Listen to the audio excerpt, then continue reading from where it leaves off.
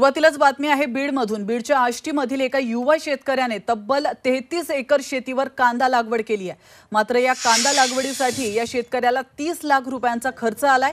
यावेळी शेतकऱ्याने कांदा लागवड रोप काढणी करण्यासाठी 100 महिला मजुरांना शेतामध्ये कामासाठी ठेवल्याने महिलांना देखील रोजगार उपलब्ध झालाय। शिराळा रोडला माझी 35 एकर जमीन आहे। त्यातली 7 एकर मी जून महिन्यात रोप टाकलं होतं, पंचगंगा आणि एलोरा। तर 18 एकर कांदा लावून झाला आहे। आता अजून 16 एकर लावायचं नियोजन चालू आहे। आतापर्यंत 15 लाख रुपये खर्च केलेला आहे व इतर दुसरा खर्च पण पाईपलाईन रोटीवरनं पाईपलाईन आणल्यात 2, त्याला 31 लाख रुपये खर्च झालेला आहे। असं मिळून खर्च 50 लाखाच्या घरात गेलेला आहे। 30 एकरामध्ये कमीत कमी एक 80 लाख 90 लाख रुपये उत्पन्न मिळवून जाईल। आणि बीड नंतर बातमी आहे सोलापुरातून। सोलापूरमध्ये जुलै महिन्यात पावसाने सरासरी ओलांडली असून 131% पाऊस पडलाय। पावसामुळे खरीपाच्या पेरण्याही वाढ झाली असून 5 लाख हेक्टरपेक्षा अधिक खरीप पेरणी पूर्ण झाली आहे आणि जिल्ह्याच्या इतिहासात प्रथमच एवढ्या मोठ्या प्रमाणात पेरणी झाल्याचं बोललं जातं। याचाच आढावा घेतलाय आमचे प्रतिनिधी अभिषेक आदेप्पा यांनी। पावसाळ्याच्या सुरुवातीपासूनच सोलापूर जिल्ह्यामध्ये जून आणि जुलैमध्ये पावसाने दमदार हजेरी लावली, त्यामुळे अतिशय चांगल्या प्रमाणात खरीपाचा पेरा हा झालेला आहे। जिल्ह्याचा जर आपण विचार केला तर तब्बल 5 लाख हेक्टर परिसरामध्ये ही खरीपाची पेरणी करण्यात आलेली आहे। जिल्ह्यात अतिशय उच्चांकी असा पेरा हा झालेला आहे। जून आणि जुलैमध्ये दमदार पाऊस झाल्यामुळे ही परिस्थिती आपल्याला दिसून येते।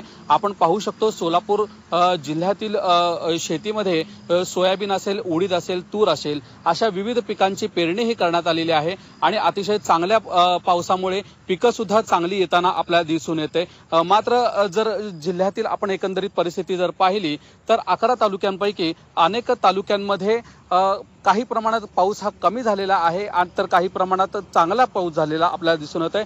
उत्तर सोलापूर तालुक्याचा जर आपण विचार केला तर 470% पेरणी ही झालेली आहे। दक्षिण सोलापूर तालुक्यामध्ये 141% पेरणी झालेली आहे। मात्र म्हणावा तसा पाऊस होत नाही, काही भागांमध्ये चांगला पाऊस होतोय। त्यामुळं आता शेतकरी राजा पुन्हा एकदा दमदार पावसाच्या प्रतीक्षेत आपल्याला दिसून येतोय। अभिषेक आदेप्पा, झी मीडिया, सोलापूर। आणि आता बातमी आहे पुणे जिल्ह्यातून। पुण्यातील आंबे गावातील भेंडी उत्पादक शेतकरी अडचणीत सापडलाय। हवामानात बदल आणि सततचे रिमझिम पाऊस यामुळे भेंडीवर रोगाचा प्रादुर्भाव झालाय।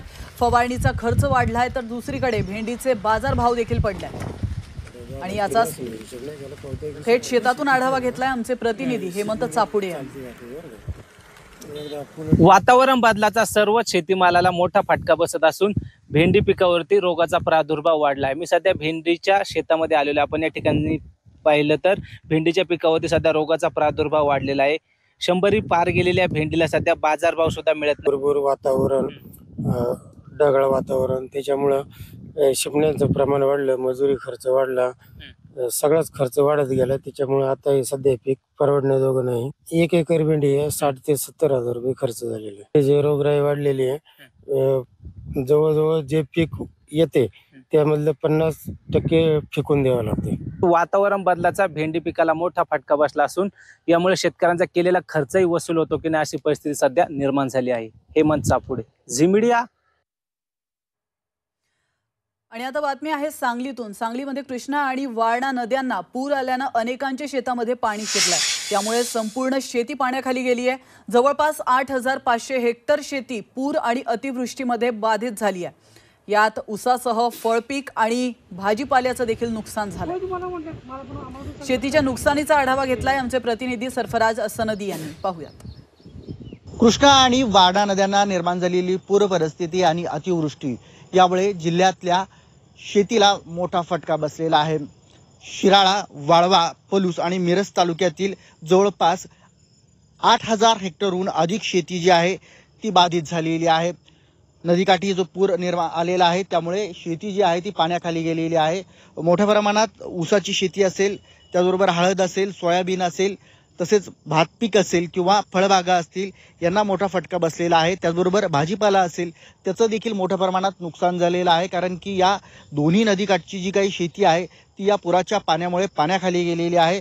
जवळपास 10,000हून अधिक शेतकऱ्यांना या पुराचा जो फटका जो आहे तो बसलेला आहे. शेतकऱ्यांच्यावर जे आहे ते एक मोठं आर्थिक संकट या पूर परिस्थितीमुळे ओढवलं असून तातडीने पंचनामे करून नुकसान भरपाई मिळावी अशी मागणी शेतकऱ्यांच्या मधून होत आहे. कॅमेरा पर्सन सुजितसह सरफराज सरदी, झी24 तास, सांगली. आणि आता घेऊयात कृषी क्षेत्रातील बातम्यांचा वेगवान आढावा. मंगळवेढा तालुक्यामध्ये खरीप पेरणी अहवालानुसार यंदा 3,314 हेक्टरवर सूर्यफूल पेरणी झाल्याची माहिती कृषी विभागानं दिली आहे. यंदा खरीप हंगाम पूर्व पाऊस चांगला झाल्यानंतर शेतकऱ्यांनी सूर्यफूल पेरणीकडे अधिक भर दिलाय. त्यामुळे मंगळवेढ्याचं शिवार सूर्यफुलांच्या पिकांनी बहरलंय. धुळे आणि नंदुरबार जिल्ह्यात जवळपास खरीप हंगामाची पेरणी पूर्ण झाली आहे आणि आता शेतकरी ई पीक पाहणी नोंदणी करतायत. शेतकऱ्यांनी ई पीक पाहणीच्या आधारे पीक विमा दावे निकाली काढण्यासाठी पीक कर्ज वाटप, नैसर्गिक आपत्तीमुळे पिकांचं नुकसान झाल्यास भरपाई देण्यास येणार आहे असं आवाहन कृषी विभागाकडून करण्यात आलंय. आणि भूमी अभिलेख विभागाने आता ई पीक पाहणीचे नवीन सोपे वर्जन आणलंय. या ॲपमुळे शेतकऱ्यांना ई पीक पाहणीत 48 तासामध्ये दुरुस्ती करता येणार. राज्यामध्ये पुढील 4 दिवस पावसाचा जोर कमी राहणार आहे, तर किनारपट्टी, घाटमाथा त्याचप्रमाणे विदर्भामध्ये तुरळक ठिकाणी हलक्या पावसाचा अंदाज आहे. बंगालच्या खाडीमध्ये तयार झालेले अतितीव्र कमी दाबाचे क्षेत्र राजस्थानकडे पुढे गेलंय. त्यामुळे विदर्भ, मराठवाडा, उत्तर महाराष्ट्रात पावसाचा जोर ओसरलाय. त्याचप्रमाणे गुजरात किनारपट्टीपासून केरळच्या किनारपट्टीपर्यंत कमी दाबाच्या पट्ट्याची तीव्रता कमी झाली आहे. त्यामुळे किनारपट्टी, घाटमाथ्यावरही पाऊस उघडीप देणार आहे. लातूर जिल्ह्याची तहान भागवणाऱ्या मांजरा धरणाच्या पाणी पातळीमध्ये किंचित वाढ झाली आहे आणि काही दिवसांपासून पडत असलेल्या पावसामुळे पाणी पातळीमध्ये वाढ झाली आहे. मात्र मांजरा नदीच्या 15 उच्च पातळी बंधाऱ्याच्या प्रकल्पांतील पाणीसाठ्याच्या तुलनेत 50% पाणीसाठा झाल्यामुळे लातूरकरांच्या पाण्याचा प्रश्न सध्या तरी मिटलाय. पाणलोट क्षेत्रामध्ये वाढ झाल्यामुळे शेतकरी राजा आता सुखावल्याचं कळत आहे.